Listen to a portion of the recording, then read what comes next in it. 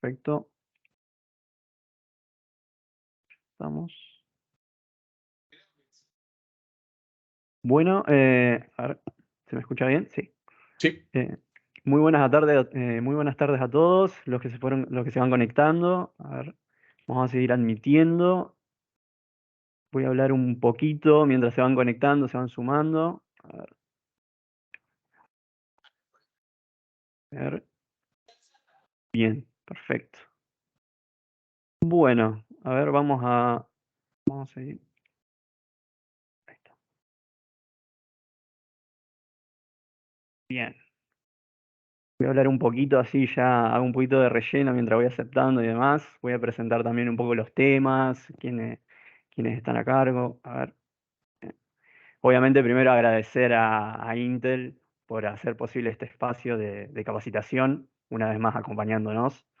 ¿Sí?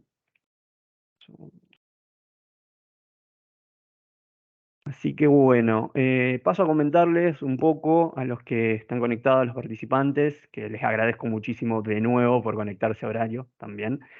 Lo que vamos a tratar un poquito, digamos, el día de hoy en este webinar.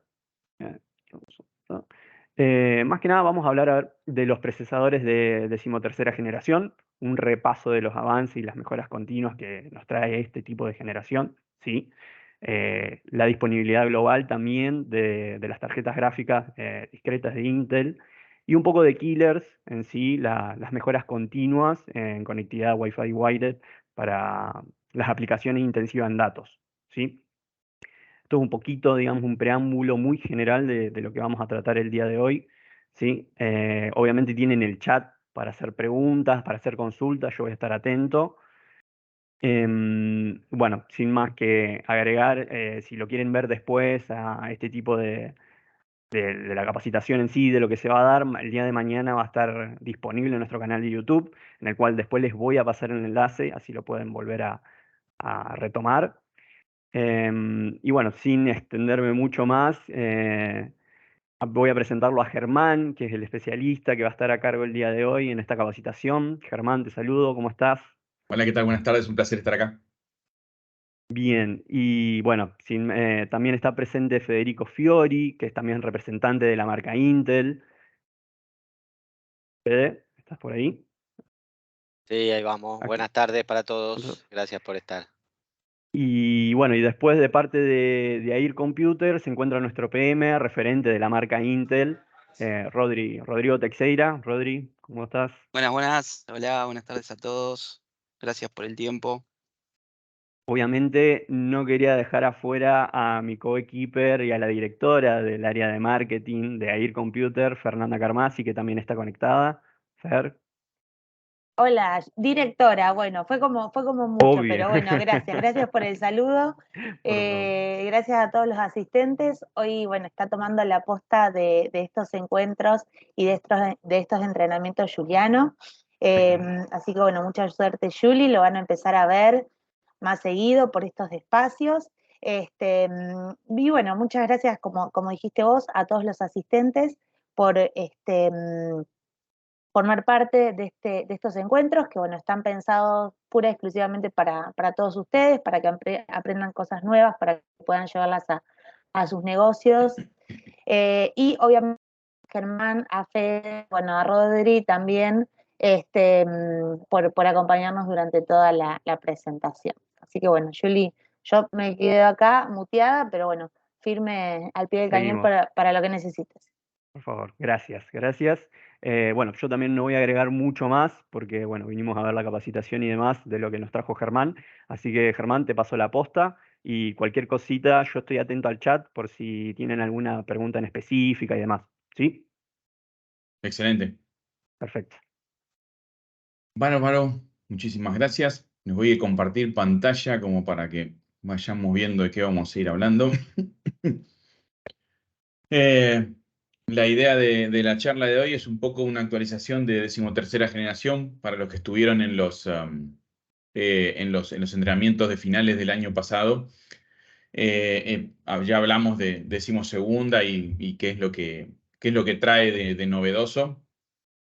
Así que vamos a hacer un pequeño repaso porque decimosegunda y decimotercera generación están basados en la misma arquitectura, con lo cual vamos a hacer como un breve repaso y contarles qué es lo que trae de novedoso decimotercera. Esa es un poco la idea, no aburrirlos, sino que se lleven data interesante. Bueno, como les dije, vamos a hablar primero de los procesadores de decimotercera, después sus especificaciones técnicas y después de las tecnologías Intel que van más allá, como lo que comentaban recién, el tema de las Wi-Fi y las placas de video ARC que ya están disponibles, ¿no? Bueno, ¿se acuerdan que en decimosegunda generación se introdujo lo que es la arquitectura híbrida? Que hablamos con el tema de arquitectura híbrida, es tener dos tipos de núcleos. ¿Se acuerdan que hasta decimoprimera generación teníamos un solo tipo de núcleo? O sea que eran los núcleos que teníamos en aquel momento. Y con decimosegunda se mantienen ese tipo de núcleos que teníamos hasta decimoprimera y se introdujeron los núcleos de eficiencia. Los núcleos tradicionales se pasaron a llamar núcleos de performance o de alto rendimiento, y los núcleos que se agregaron son de eficiencia. Entonces, estos núcleos son bien distintos entre sí, para que se den una idea, en el espacio de la pastilla del procesador, donde me entra un núcleo de performance, me entran 4 de eficiencia, o sea que son no solamente distintos en el nombre, sino también distintos en tamaño y en rendimiento, obviamente. La idea de esta arquitectura híbrida tenía que ver con aprovechar al máximo el rendimiento, pero también el consumo energético, ¿no? Entonces, cuando yo necesito, tengo lo mejor de los dos mundos. Tengo el V8 con toda la potencia para cuando realmente necesito potencia, pero también tengo el motorcito chiquitito de un auto de ciudad para cuando necesito hacer cosas que no son tan demandantes y no gasto tanta energía en hacerlas, ¿no? Entonces, esa es un poco la idea de la arquitectura híbrida, ¿no? Ahora igualmente vamos a ver cómo funciona en un videito que tenemos en un par de slides. Entonces, con decimosegunda se introdujo esa arquitectura híbrida de tener estos dos tipos de núcleos. Y obviamente, como les dije, decimotercera mantiene la misma arquitectura, con lo cual no va a haber cambios en ese sentido. Lo que sí hace decimotercera es agregar ciertas cosas. Por ejemplo, como lo tenemos acá en el slide, agrega más cantidad de caché en lo que es L3, más cantidad de caché L2, ahora les explico qué es. Y también incrementa la frecuencia del procesador, ¿no? Y arriba de todo eso, también se incrementa la cantidad de núcleos. Entonces, si me tengo que llevar 3 cosas de los cambios entre decimosegunda y decimotercera generación, son más núcleos, más caché, más frecuencia.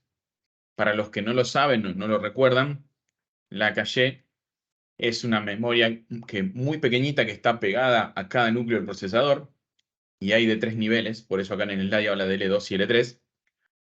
Está la L1, la L2 y la L3. Esos números lo que representan es qué tan cerca están del procesador, del núcleo, perdón, cuanto más cerca, más chiquito el número, más cerca el núcleo están. O sea que la L1 es la que está más pegada al núcleo del procesador, la L2 un poquito más lejos y la L3. Y cuanto más cerca del núcleo del procesador, más rápidas son, ¿no? Y la idea de esas memorias caché es que las instrucciones se almacenen antes de que las pida el procesador, para no tener que ir a buscar a la memoria del sistema y obviamente tardar un montón más de tiempo, ¿no? Entonces, todas las instrucciones que yo voy necesitando la información para ejecutarlas siguiente, ya las tengo dentro de la memoria caché, para que el procesador no demore en esperar ciclos de CPU buscando información en la memoria RAM, ¿no? Esa es un poco la idea de la caché. Cuanto más grande esa caché, mejor es, porque obviamente tenemos más instrucciones que podemos guardar ahí cerquita, ¿no? Igualmente ese tamaño tiene obviamente una ley de disminución del retorno, como diríamos, ¿no? O sea, ¿qué quiere decir? Llega un punto que por más que yo haga más grande la caché, deja un poco de tener sentido.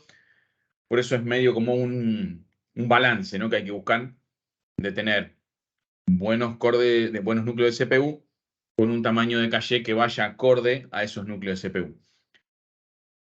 ¿Por qué digo esto? Porque poner una caché extremadamente grande tiene algunos beneficios, como puede ser el tema de los juegos, especialmente los juegos más viejos, pero las aplicaciones más nuevas, y si ustedes se fijan en los benchmarks de los juegos más nuevos, cada vez impacta menos el tamaño de la caché porque están programados de manera más eficiente y tiene menos impacto que la caché sea muy, muy grande, ¿no? Entonces, eso como para tenerlo en cuenta, está bien ir agregándole un poco de caché, pero tiene que haber un balance, ¿no?, en lo que tiene que ver con el diseño del procesador.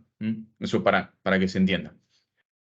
Después, si se acuerdan, dentro de la arquitectura híbrida, que era lo que estábamos hablando, como tenemos dos tipos de núcleos distintos, los de alto rendimiento y los de eficiencia, necesitamos a alguien que defina dónde tiene que ir cada cosa. O sea, una aplicación que yo estoy ejecutando, sus cargas de trabajo, ¿dónde van a ir a parar? ¿Un núcleo de performance o un núcleo de eficiencia? ¿Quién decide eso? Y ahí es donde entra el Thread Director. El Thread Director es un pedacito en la pastilla de silicio del procesador que está entrenado con inteligencia artificial con las aplicaciones más comunes que se suelen utilizar.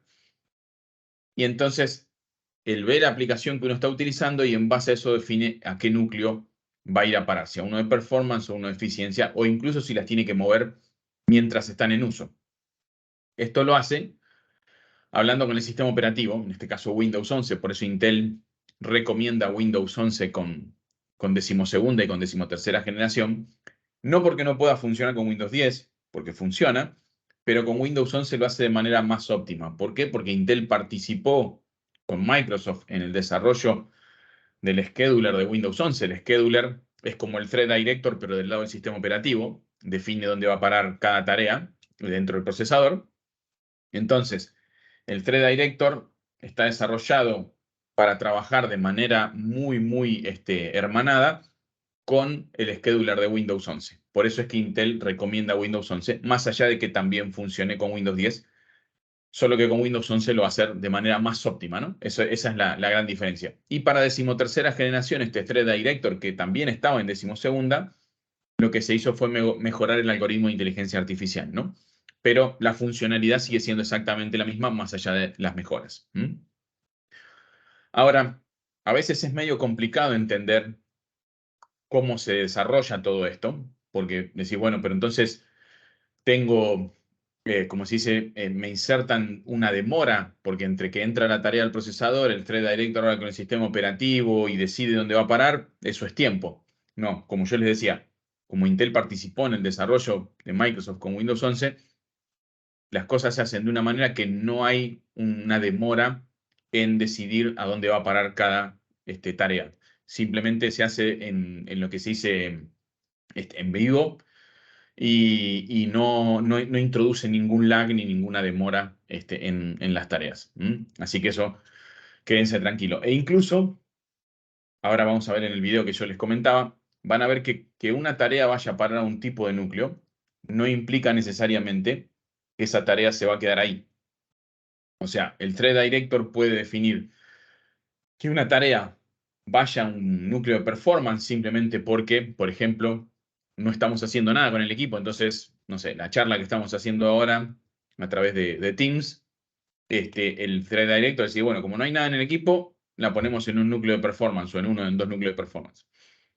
Ahora, si yo luego levanto una tarea más pesada, supónganse que me abro una planilla Excel súper grande con un montón de tablas dinámicas y empiezo a tratar de trabajarla y hacer masajeo de los datos que tengo en esa planilla Excel, probablemente el Thread Director lo que haga es mueva esta llamada que nosotros estamos haciendo a los núcleos de eficiencia y me libere los núcleos de performance para el Excel porque tengo más demanda de poder de procesamiento. Y eso lo hace de manera completamente transparente y sin que nosotros nos demos cuenta. Esa es la maravilla. Pero para que se den cuenta de lo que estamos hablando, fíjense el video que les voy a mostrar a continuación. Esta persona lo que tiene acá en la mano es un procesador de decimotercera generación, un i9 13900K, y lo que ven en las pantallas de atrás es, en una de las pantallas tienen el administrador de tareas de Windows 11, que son esas barritas celestes que ustedes están viendo ahí, que es la carga de cada núcleo del procesador, que ustedes saben el administrador de tareas, y en la otra pantalla son las tareas que se van a estar ejecutando.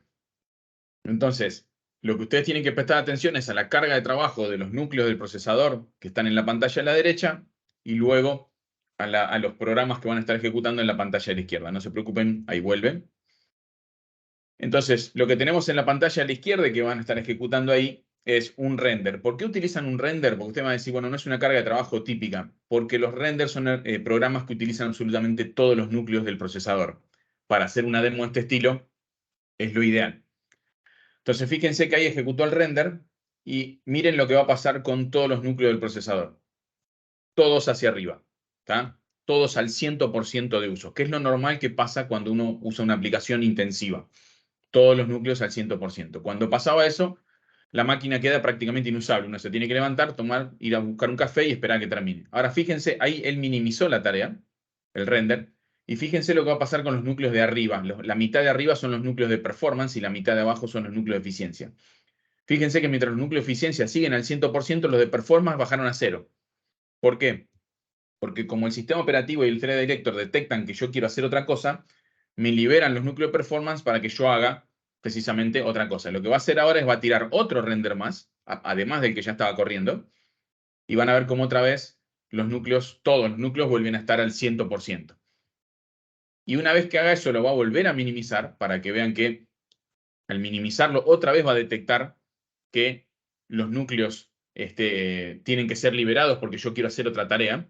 Fíjense cómo bajaron de vuelta los núcleos de performance, que son los de arriba, otra vez a 0. Y los dos renders ahora se están ejecutando en los de eficiencia.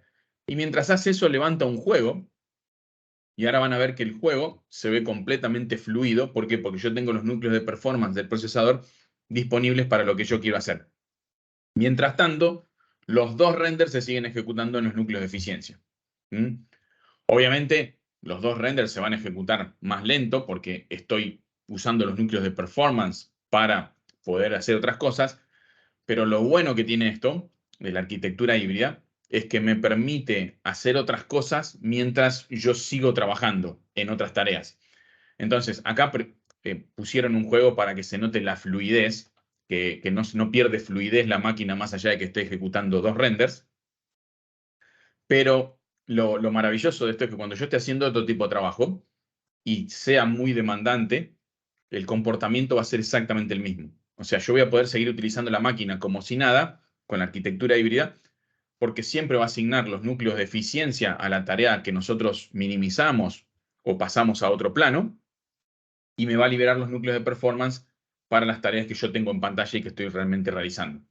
Entonces, eso sin arquitectura híbrida no se puede hacer.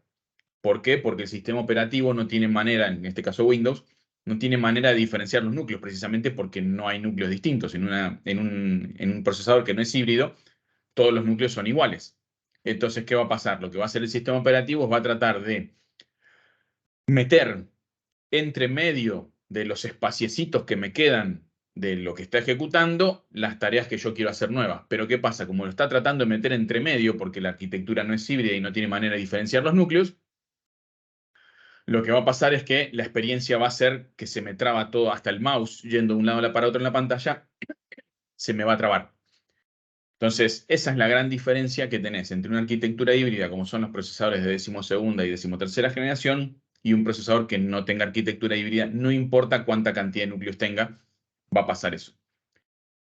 Y eso que mostrábamos ahí era más que nada en un procesador, un 13900K, pero pasa en toda la gama de arquitectura híbrida. O sea, si agarran un i5, un 13600K, por ejemplo, o un i5 13400, que es el de más de entrada de los i5, va a funcionar exactamente igual, obviamente con la diferencia en cantidad de núcleos, porque el i5 13400, por ejemplo, tiene 10, tiene 6 de performance y 4 de eficiencia, pero el funcionamiento va a ser exactamente el mismo.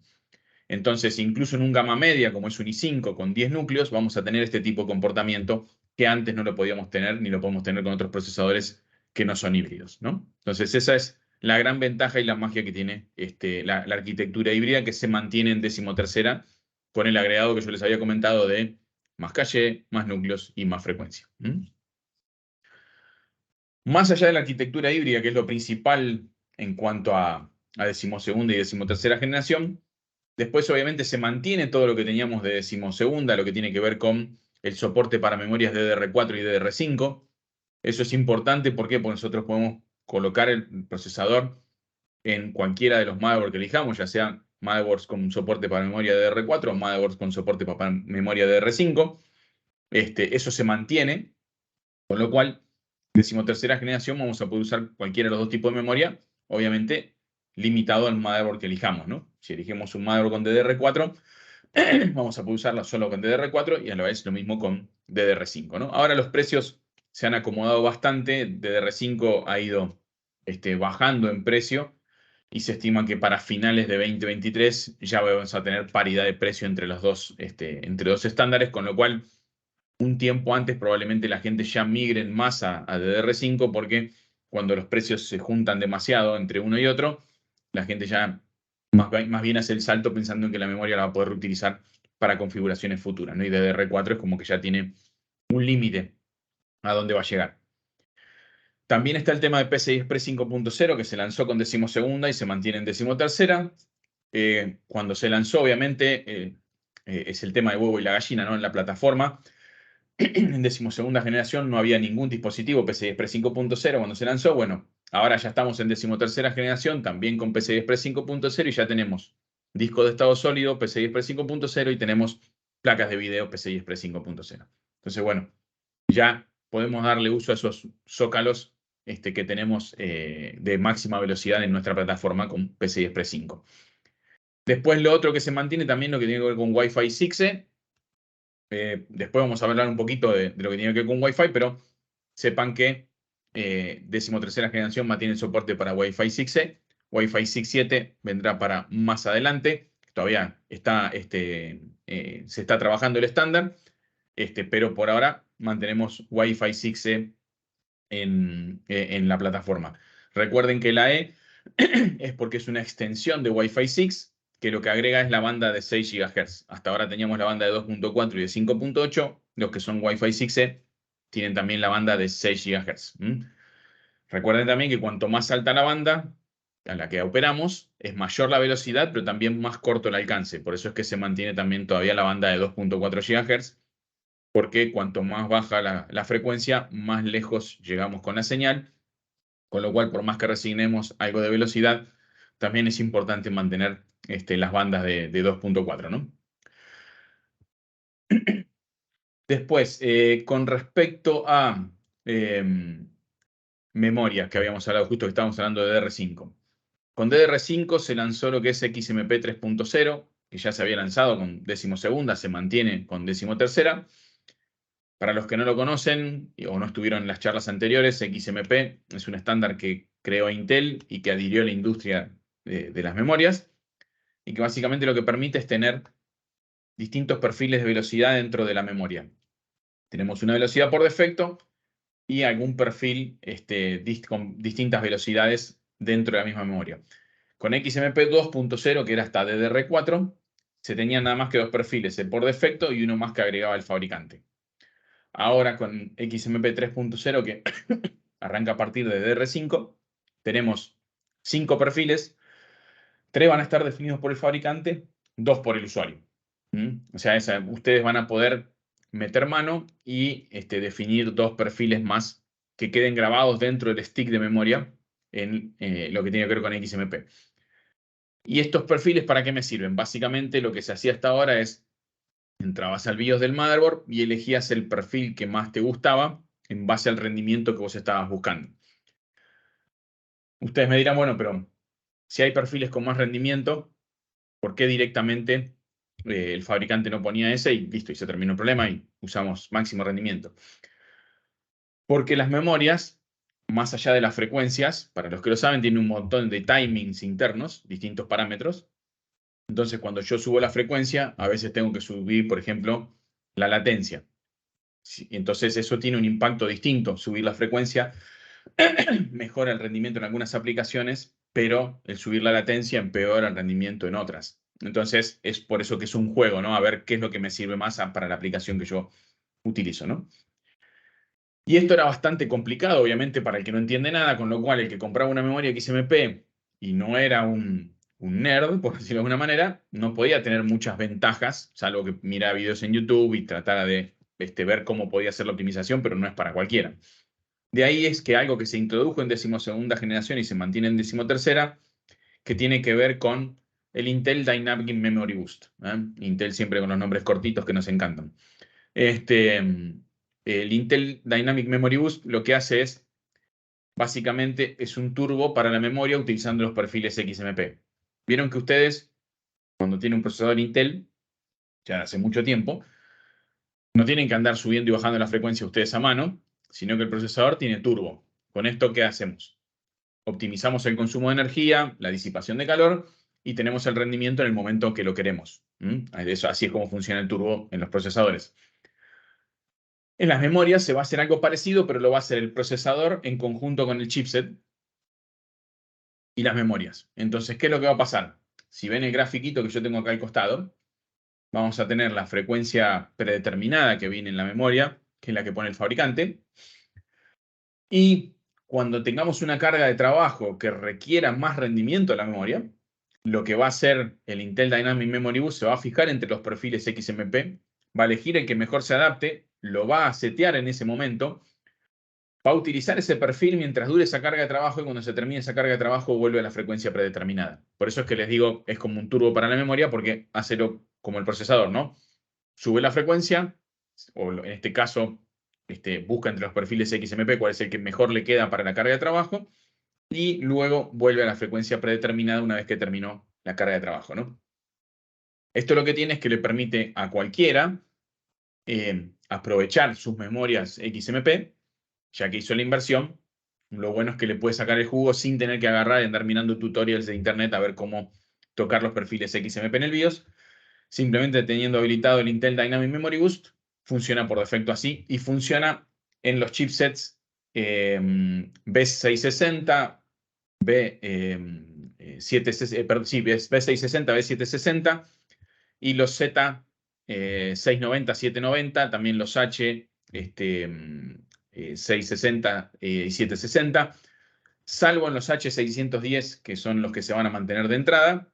En esos el Intel Dynamic Memory Boost no está habilitado, pero en todos los demás, los B, los H y los Z, tanto de la serie 600 como de la serie 700, está habilitado el Intel Dynamic Memory Boost. No está habilitado como en el overclock que está solo en los Z, sino en toda esa gama, salvo en los H610. Hablando de chipsets, vamos a tocar un poco el tema y el tema compatibilidad. Como ustedes saben, con 12ª generación se lanzó en los chips de serie 600 y con 13ª se lanzan los chips de serie 700. Ahora, hay compatibilidad entre ambos. ¿Qué quiere decir esto? Yo puedo poner un procesador de 13ª en un chip de serie 600 y puedo poner un procesador de 12ª en un chip de serie 700. Sin ningún tipo de problema. A lo sumo, en el motherboard serie 600 tendremos que hacer un update de BIOS, pero no más que eso, y a esta altura medio difícil porque ya en los updates de BIOS se mandaron los fabricantes hace rato, con lo cual, salvo que sea un remanente que haya quedado de algún fabricante en el país, todos los motherboards ya deberían venir con los BIOS nuevos que soportan tanto 12ª como 13ª. Pero sepan que como mucho van a tener que hacer un update de BIOS. Y como ven, les puse esta tabla comparativa a propósito. Es medio complicado encontrar la diferencia entre los dos, porque como ven, entre el Serie 600 que tenía 16 líneas de PCI Express 3.0 y el Serie 700 que tiene 8, pero estas 8 que pierde las gana en 4.0 y las pierde en 4.0. Con lo cual, básicamente, lo que ganamos entre la serie 600 y 700 son líneas de PCI Express 4.0, que son las que utilizamos generalmente para conectar los zócalos M2 donde van nuestros discos, o si tenemos más de una placa de video, ¿no? Entonces, lo que ganamos son líneas de PCI Express más rápida y dejamos de tener algunas líneas de PCI Express más lentas. Esa es la gran diferencia. Más allá, creo que hay casi un puerto más USB de los más rápidos, los de 20 gigabits. Hay un puerto más en la serie 700. Pero como verán, en lo que tiene que ver en rendimiento, salvo que utilicen todos los zócalos M2 con discos PCI Express 4 o 5.0, no va a haber grandes diferencias entre las dos series de chipsets, sea serie 600 o 700. Vamos a poder utilizar ambas generaciones de procesadores, 12ª o 13ª, sin tener prácticamente impacto en el rendimiento, ¿no? Pero sepan que están las dos series de chipset, son completamente compatibles entre sí y las diferencias son bien pequeñitas entre una y otra. Así que no tengan problema en seguir utilizando serie 600 si lo quisieran, porque no va a haber un impacto muy tangible en lo que tiene que ver con rendimiento, salvo en la línea de PCI Express, como les comenté. Respecto, acá este chart se los dejé, no porque ustedes no sepan ir a buscar a la página de Intel, ark.intel.com, donde están todas las especificaciones, sino porque cuando vayan a esa página, como pasó con decimosegunda y decimotercera, obviamente como es la misma arquitectura, se van a encontrar con lo mismo. Recuerden que cambiaron algunas cosas en cuanto a las especificaciones y cómo leerlo. La primera, es el conteo de los núcleos de procesador. Recuerden que antes los núcleos en decimoprimera eran solo núcleos y punto. A partir de decimosegunda empezamos con esto de 6 más 8, 8 más 8 u 8 más 16 en este caso, que son siempre lo primero, son los núcleos de performance y los que están detrás son los núcleos de eficiencia. Recuerden eso, y eso tiene un impacto también en las velocidades, en lo que son las frecuencias. Fíjense que tenemos muchas más columnas de frecuencia ahora. ¿Por qué? Porque tenemos una frecuencia base para los núcleos de eficiencia, una frecuencia base para los núcleos de performance y frecuencias turbo tanto para los núcleos de eficiencia como para los núcleos de performance. Entonces, obviamente, tenemos muchas más hileras con las distintas frecuencias que tolera el procesador en base a la configuración que tenga, ¿no? Eso sépanlo también, por eso es que se van a encontrar con tantas velocidades, especialmente para que no se mareen cuando van a licitaciones, que muchas veces en una licitación piden una velocidad mínima, y ustedes por ahí se entran a marear entre la cantidad de velocidades que están viendo para un determinado modelo de procesador, ¿no? Sepan que tiene que ver con eso. Los dos tipos de núcleo, frecuencias base y frecuencia turbo. Y después, por último, algo que ya les comenté con decimosegunda, que sigue pasando, o sea, que se mantiene en decimotercera y se va a mantener hacia adelante, pero lo recuerdo para el que no estuvo, para el que no lo recuerda.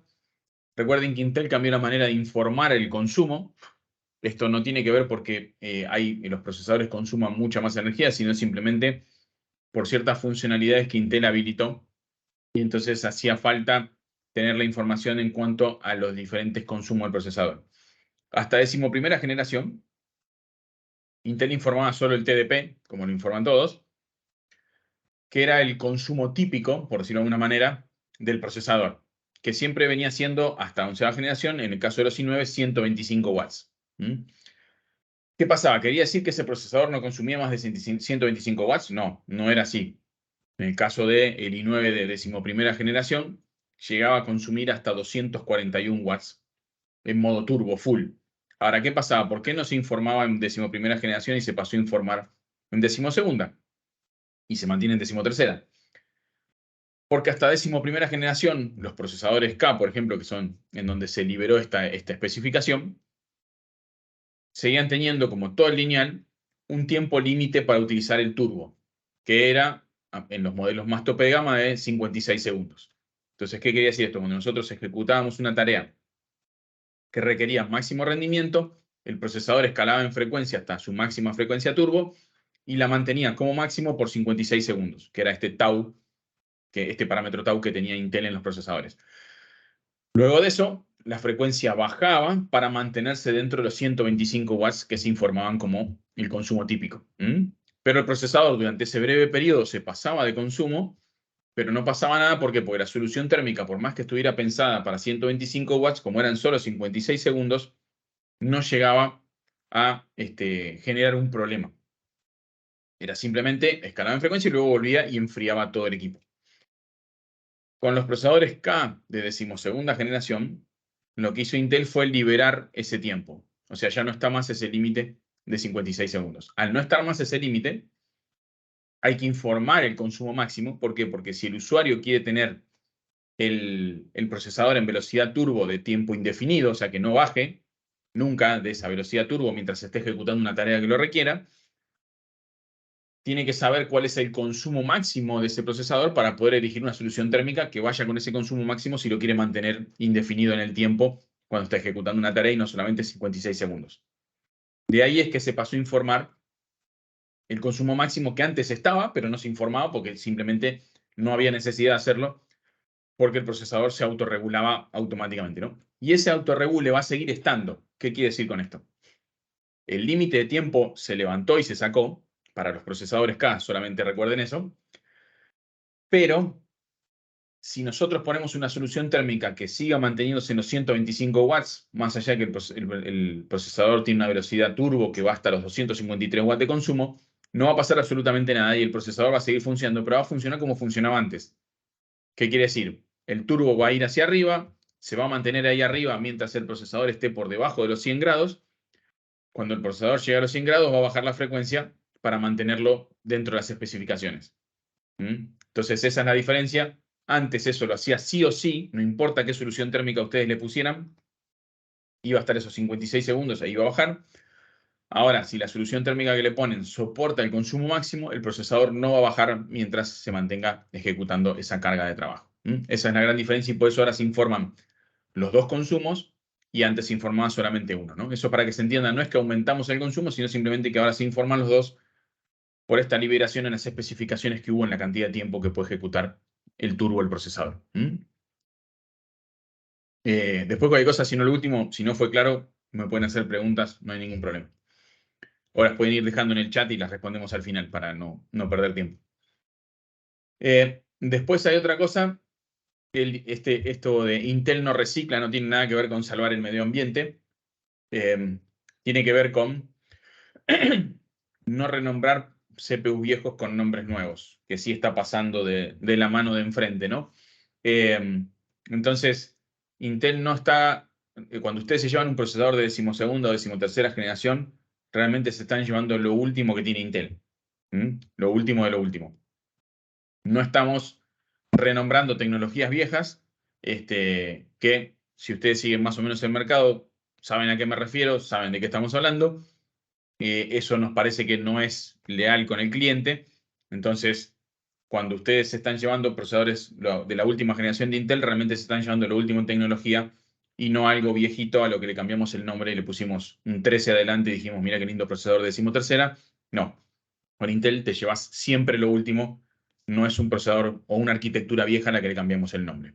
Eso solamente para que quede en claro, porque sí está pasando en los competidores y está pasando cada vez más. Entonces arrancaron con uno o dos modelos y luego ahora se está generalizando, con lo cual queremos dejarlo bien en claro que Intel no hace eso.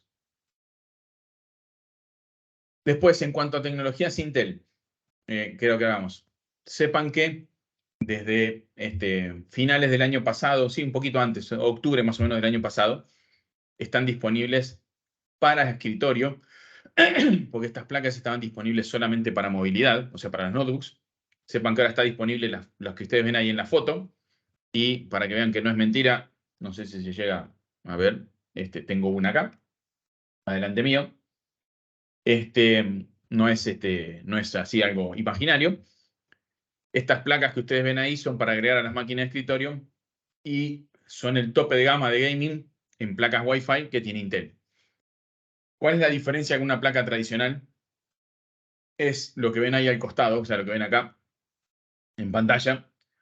Estas placas, más allá de que obviamente tienen chips muy rápidos para lo que tiene que ver con Wi-Fi, tienen todo un panel de control, que es un software desarrollado por Intel, que les permite, por decirlo de alguna manera, personalizar la experiencia que ustedes tienen con la placa de video. Y no me refiero a poner fondo de pantalla lindo, eso no es personalizar.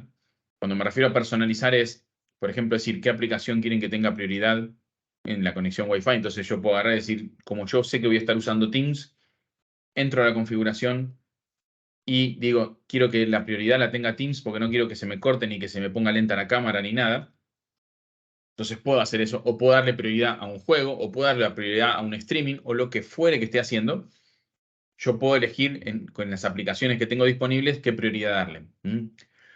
Eso por un lado. Después por el otro tenemos este panel de control donde me muestra absolutamente todo, desde las redes disponibles. Ustedes me dirán, bueno, por eso también lo tengo con el icono de Windows. Si le doy al icono de Windows tengo las redes disponibles. Sí, pero acá me las ordena no solamente por alcance, porque eso también lo hace el icono de Windows, sino que también me lo ordena por calidad de conexión. O sea, va a medir la velocidad de esa conexión y me las va a ordenar en base no solamente a la calidad de la señal, sino también a la velocidad que tiene esa conexión, ¿no? Entonces, me la va a ir ordenando por prioridad.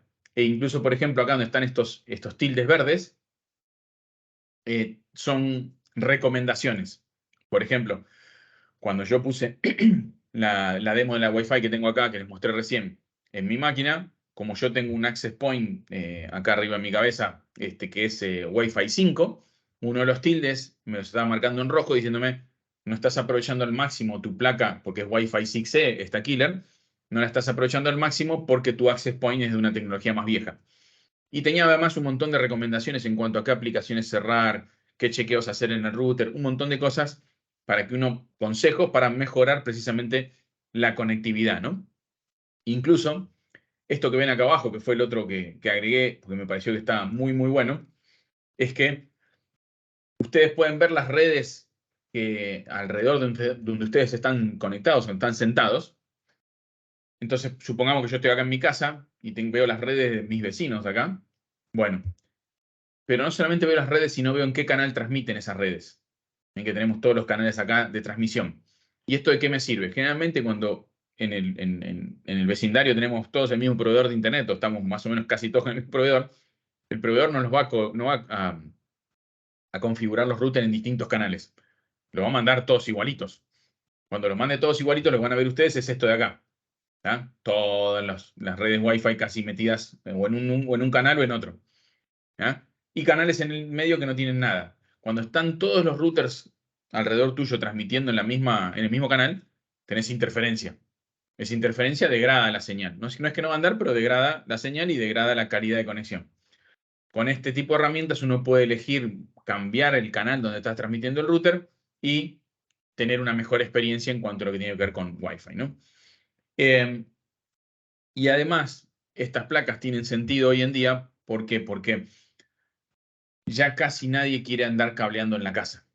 Entonces, unas placas Wi-Fi de las que son las más estándares, las que se consiguen normalmente para equipos de escritorio, lo que van a tener es que el rendimiento no es óptimo para hacer gaming, probablemente le va a generar lag, el alcance no es el mejor, la velocidad no es la mejor, entonces uno va a tender a insultar al proveedor cuando muchas veces el proveedor no tiene nada que ver, sino que es la placa Wi-Fi que nosotros pusimos, porque era muy complicado tirar un cable desde donde me entró el router con el proveedor hasta donde tengo mi PC de escritorio, ¿no? Entonces, este tipo de placas vienen a resolver este problema, que son placas, obviamente son placas alta gama, pero obviamente son también de alto rendimiento y permiten tener la experiencia como si yo tuviera un cableado, pero con una placa Wi-Fi, ¿no? O sea, porque ese es el objetivo de estas placas killer. ¿Mm? Y acá les dejo este videito ahí que se ve trabado, es a propósito. Van a ver que se pixela también, porque obviamente está mostrando cómo es cuando tenés lentitud en tu Wi-Fi. Y este video lo que tiene está mostrando lo que se viene en placas, en lo que viene en la próxima generación de estas placas Wi-Fi. ¿Por qué? Porque todavía en esta que les mostré no está disponible, que es Double Connect. Double Connect ya está disponible en equipos notebook, como ven ahí que está mostrando en el video. Y lo que permite hacer Double Connect básicamente es conectar dos radios a la vez. Hasta ahora, e incluso con las placas actuales, ustedes tenían que elegir o conectaban al radio de 2.4 GHz o conectaban al radio de 5.8 o 6 GHz. Pero no los dos a la vez. O uno u otro. O ganaban en alcance o ganaban en velocidad, pero las dos cosas no. Con las placas, la que se viene en cuanto a escritorio y las que ya están en notebooks, de Killer, lo que van a poder hacer es conectar los dos radios a la vez. El de 2.4 y el de 5 o 6 GHz. Entonces, de esa manera, o una de dos, o eligen qué aplicación sale por cada uno de los radios, o sea, puedo decir el streaming que salga por la de 2.4 y el juego que salga por la de 6 GHz, que tiene más prioridad, que es más sensible al lag y todo eso. Entonces yo puedo priorizar qué aplicación sale por cada lado, o como ven ahí, puedo agarrar y unificar las dos bandas para que el download del archivo que estemos haciendo, la bajada del archivo que estemos haciendo, sea mucho más rápido. O sea que puedo usarlas o de manera independiente, seleccionando qué aplicación va por cada una, o en el caso de hacer una bajada, puedo decir, no, usame las dos a la vez para bajar el mismo archivo y aprovechar al máximo la conexión de internet que tengo en mi proveedor, ¿no? Entonces, esto es lo que se viene en los equipos de movilidad, en los notebooks, ya está disponible.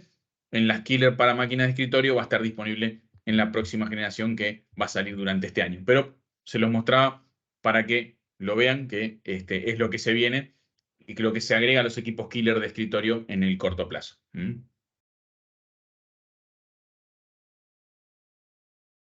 Y por último, y ya vamos cerrando con esto, vamos a hablar un poquito de Intel Arc, que son los chips gráficos que sacó Intel allá por alrededor de octubre del año pasado, cuando los lanzó, y ya están disponibles en el mercado, incluso con placas marca Intel, ¿no? O sea, más allá de que tenemos obviamente nuestros partners, están disponibles también con equipos marca Intel. Y lo que ven es, bueno, esta foto que ven acá es real, es cómo se ven las placas Intel, por lo menos en lo que tiene que ver con el modelo 770, que es el tope de gama, y el 750, que es el de mitad de gama.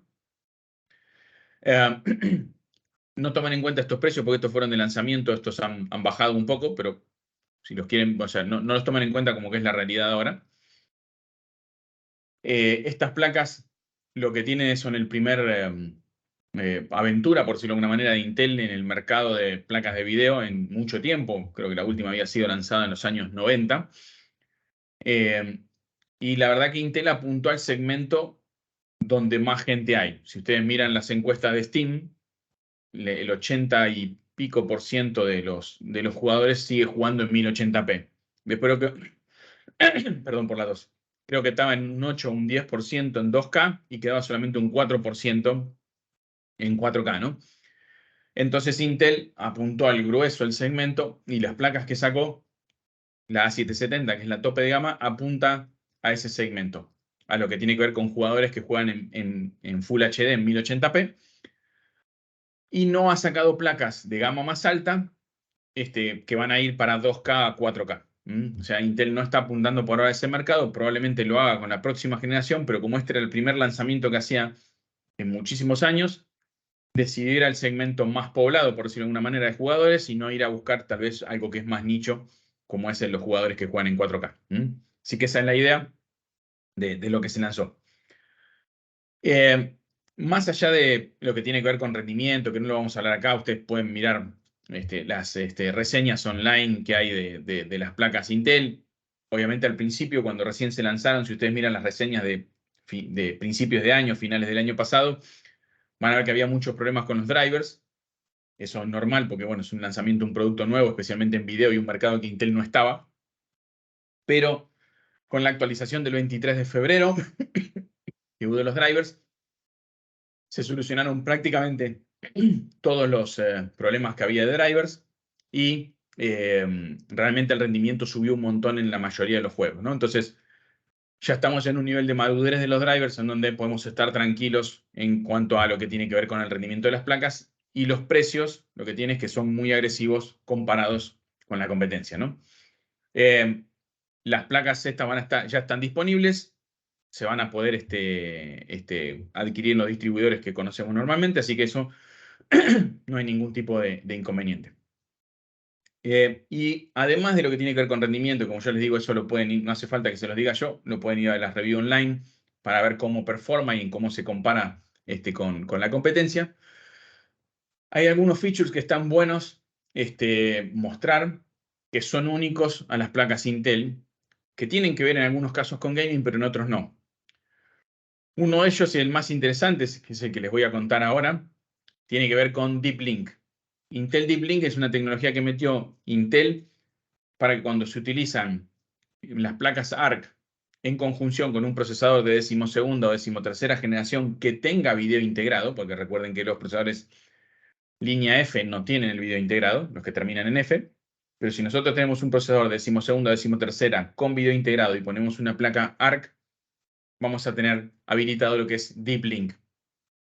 ¿Y qué significa Deep Link? Deep Link permite utilizar ambos chips gráficos al mismo tiempo para determinadas tareas. No es un SLI como el de NVIDIA, no es un Crossfire X como el de AMD. No vamos a utilizarlo en el sentido tradicional para aumentar el rendimiento en el juego, haciendo que las dos trabajen al mismo tiempo para rendear el juego, pero sí nos va a permitir aumentar el rendimiento de otra manera. Y ahora van a ver a qué me refiero.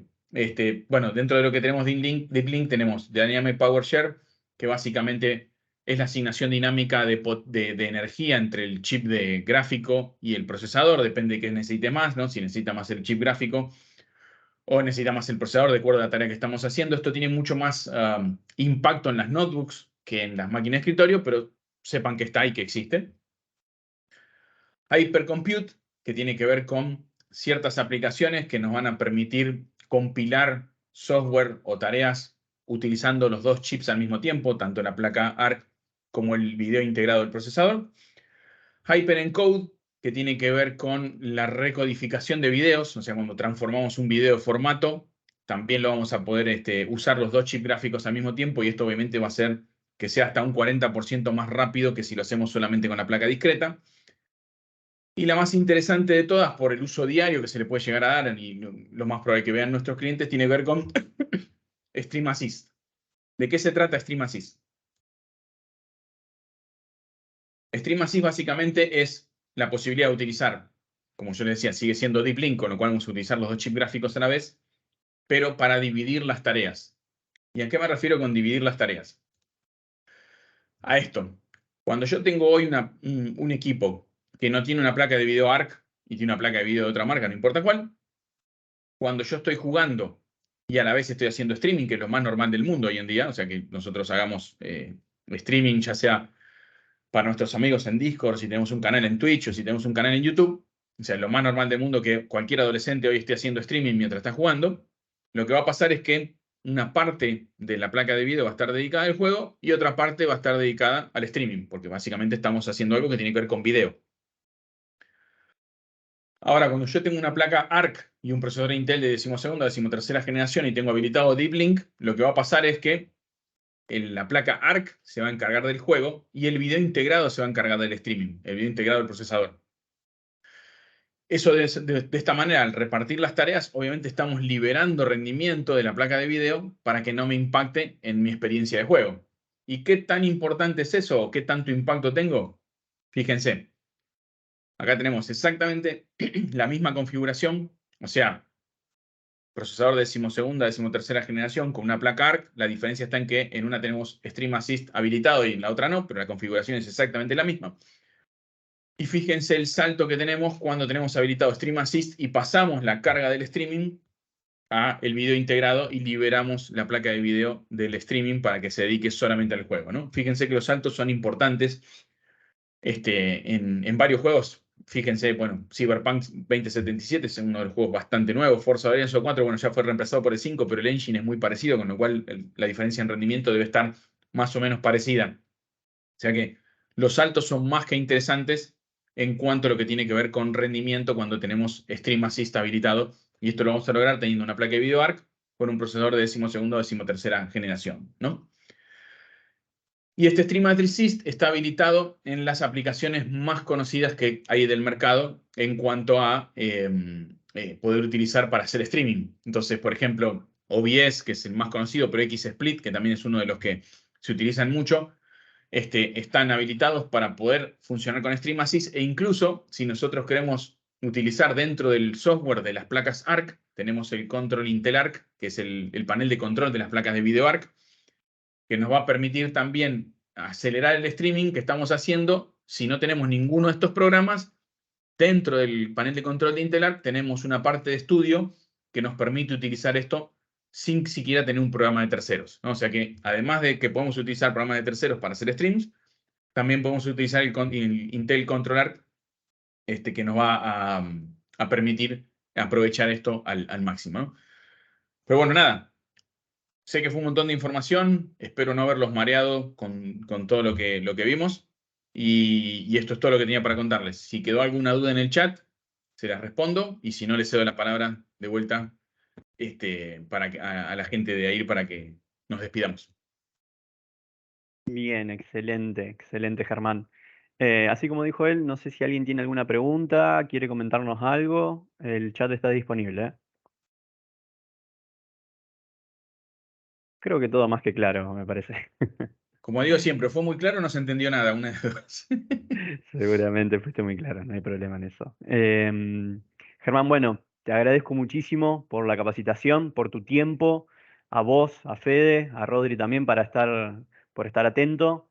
Acá en el chat yo les voy a dejar a los participantes los datos tuyos, Rodri, por si tienen alguna consulta en especial.